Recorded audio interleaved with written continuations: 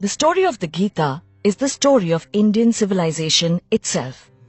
We know the Geeta as Krishna's counsel to Arjuna on the battlefield of Kurukshetra. But was it Krishna who created it?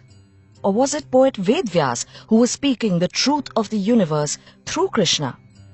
Does Sanjaya, who told blind King Dhritarashtra all that he saw happening in a faraway battlefield, deserve any less credit? What about all the poets and philosophers who sang, recited, wrote down or translated the Geeta for people like us?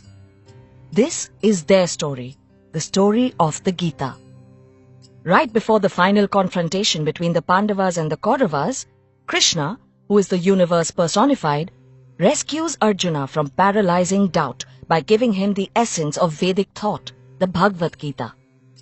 Vyas told the story of the Mahabharata to his disciple Vaishampayan, who told it to Romaharshan, who told it to Sauti, who told it to Shaunaka in the Naimish forest. 4,000 years ago, the rishis of Aryavarta composed the Rig Veda. In it, they praised the sun, the moon and the planets. They paid homage to the forces that hold the universe together. In the centuries that followed, the Yajurveda spoke of rituals with which mortals might call upon the gods and praise them. After that, the Upanishads shifted the focus from the celestial to the human. Brahman, that which unites all beings, the song that vibrates and flows through all that exists, is shown to be a universal mind. Over centuries, after much debate and disagreement between monks, the Vedanta came to the people at last. The Puranas and the Ramayana and the Mahabharata were written down in Brahmi script for the first time ever.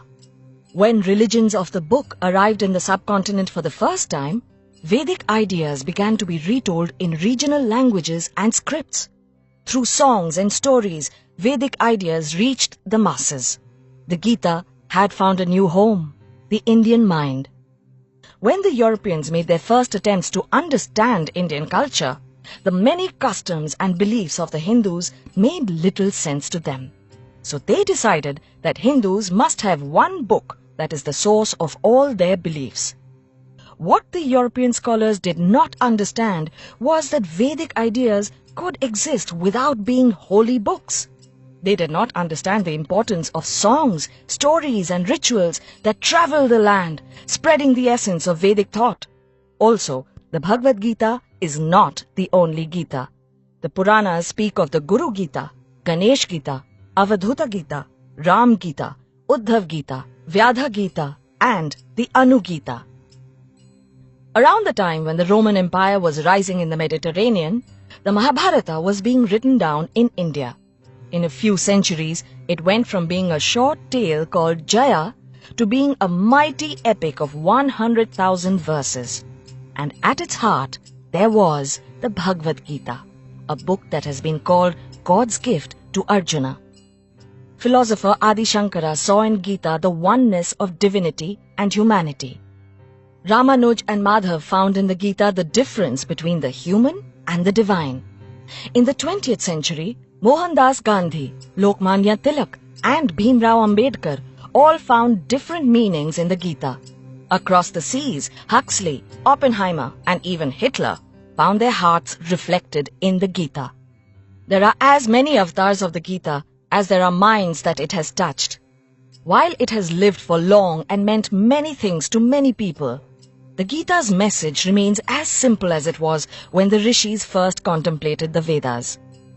Our world is one of infinite variety and change. Life does not last, neither does death. We see the world as we are. We create meaning by giving shape to emptiness and by creating boundaries to contain the infinite. We create friends and enemies.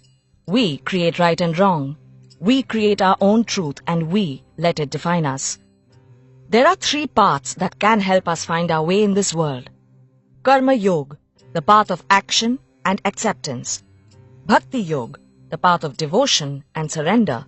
And Jnana Yoga, the path of knowledge and understanding.